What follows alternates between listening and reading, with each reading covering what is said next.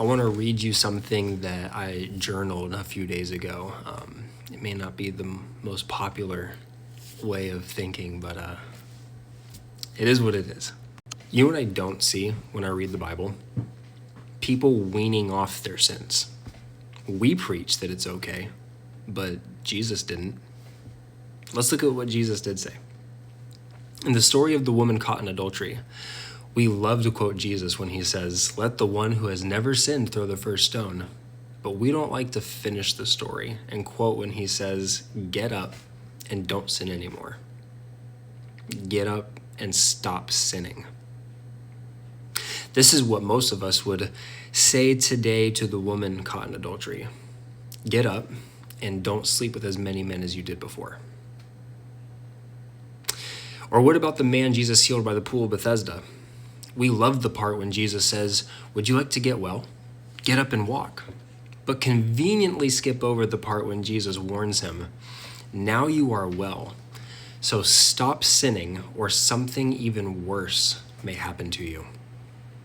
Imagine if a preacher or some church leader said that to someone today. If you go back to your sin, something worse will happen to you.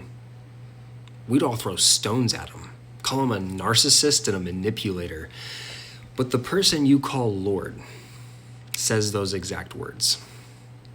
Hear my heart. I'm not preaching perfection. I am not trying to put a heavy load on people that they can never attain. What I am saying is if you preach and teach tolerance of sin, then sin will never leave. Because we've made it socially acceptable to wean people off sin instead of telling them, "Stop. Enough is enough. Get up and stop sinning." Maybe that's the reason we have so many spiritually immature believers. We get up on a stage and tell them to grow up, and then the church goes right back to babying their sins. "Oh, it's okay. You watched porn. At least you didn't sleep with anybody this time. It's okay you yelled at your spouse. Last time you hit them, but this time you didn't. Progress."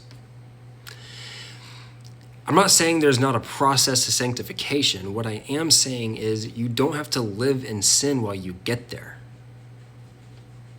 And to preach that you can is anti-Bible and leading people to hell.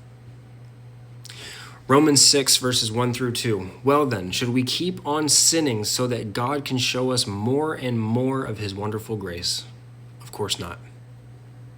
Since we have died to sin, how can we continue to live in it?" Something to think about.